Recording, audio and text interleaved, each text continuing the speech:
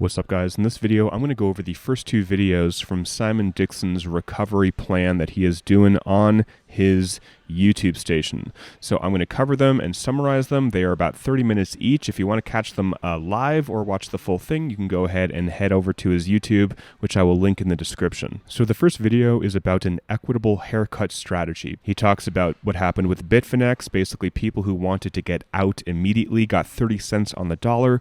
Those that stuck with the recovery and did not sell their recovery tokens got as high as $16 on the dollar. He wants to optimize for those who have funds locked in the app, not people who say have Cell token on like a third-party MetaMask wallet. He mentions that if Celsius says that custody belongs to the customers, then they are kind of indirectly saying that earn belongs to them. So he's bringing that up as well, kind of like a way that they are gaining some ground here. He says later in the series he'll bring in tax people to talk about what would happen if we own the assets or the estate, the bankruptcy estate does. And he says that equitability means treating everybody the same. Simon says he wants no securities issues going forward. He wants it regulatory neutral, and I'll talk about what he means a little bit later. He says that the price of Bitcoin, ETH, and the altcoins and Cell token are already determined in a dollar value that was at the time of bankruptcy. He then says that Bitcoin and ETH are the best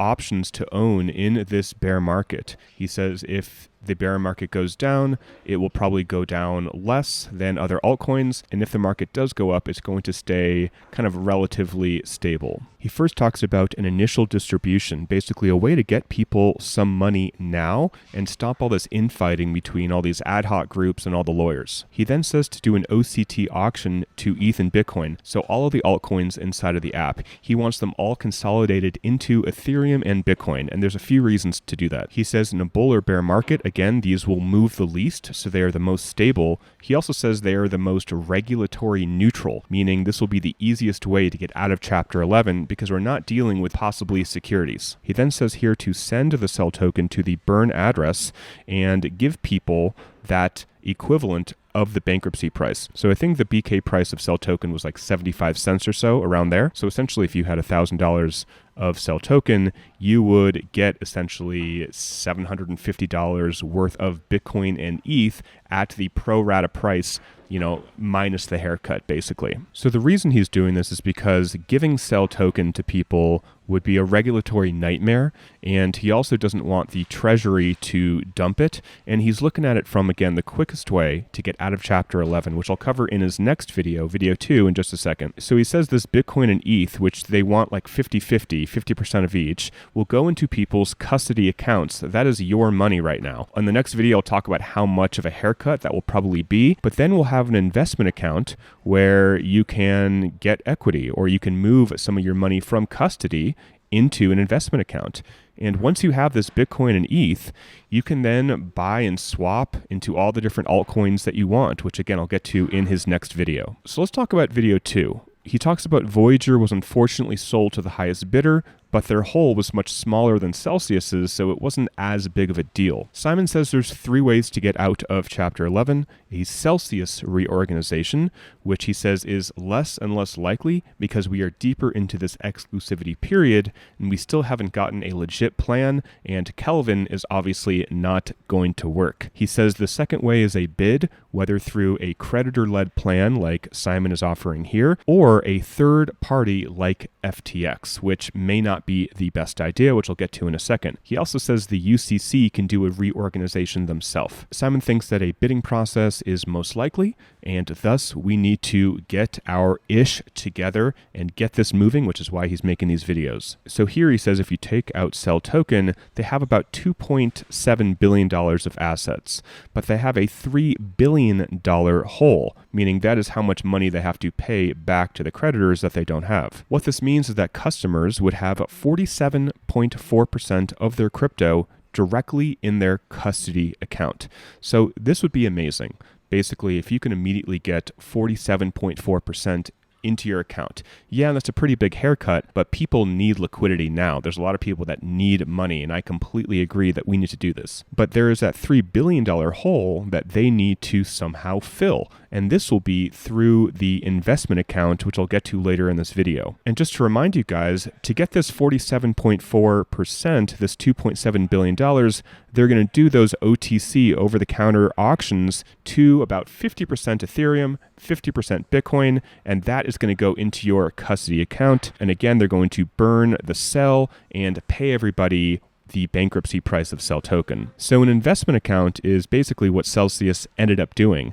Basically a lot of high risk, but it was sold more as a custody account. So now he's talking about the fact that we need new companies to deal with this stuff. In Chapter 11, often new entities arise, so this is not unusual. So his idea is using GK8, which Celsius purchased with our funds, to handle the custody stuff. So if you want to hold your Bitcoin with GK8, that would be in a cold storage place, and there could be some fees associated with that. You'll also be able to stake your Ethereum and also trade and swap between different cryptocurrencies inside of GK8. For securities, he wants to use his own company, Bank to the Future, and yes, this is a little bit in his self-interest, of course, but again, he wants to get us out of Chapter 11, and this is the best way he knows how to do it. So this will all be compliant, which is the difference between Celsius and this new plan going forward. So the yield account, where you can earn yield on your crypto, will be compliant, right? Through all the compliant laws and all the regulations. This is what Bank to the Future has been doing for a decade. They know everything about this. Through Bank to the Future, there will also be a securities market, a primary and secondary.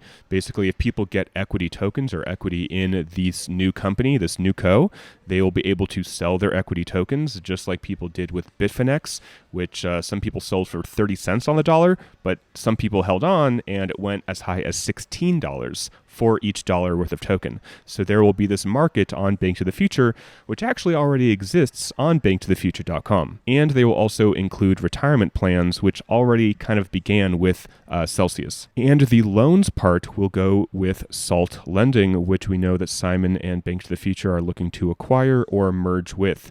We will have Bitcoin and Ethereum collateralized loans, basically what Celsius was doing before, stablecoin collateral loans, and also be able to take loans with equity. So if you had equity in a new company, you could use that to get a loan, whether Bitcoin, Ethereum, or stablecoins. So this slide shows there is $765 million of collateral to back up $411 million of loans. So $402 million of collateral needs to be made up somehow. And he talked about some ways that are in legal compliance to make up that $402 million.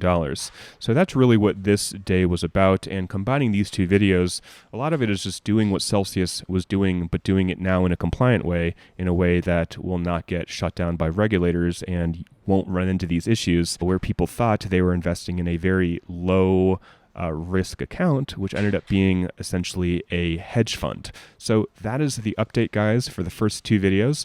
Definitely follow Simon if you want to watch these. He does a Twitter space after each video, but I will be making these update videos to condense it into a shorter time period if you just don't have the time to listen to everything. So guys, that's it for this video. Thanks for watching. Super excited about this plan. I think Simon really has a handle on what needs to happen, how to get people money now in their custody account, and also how to make up that hole through a new company and getting equity and having a business that produces revenue and all these things. So super excited about this, and I'll make the updates in the future for his next videos. Thanks for watching. Until next time, talk with you soon, and bye for now.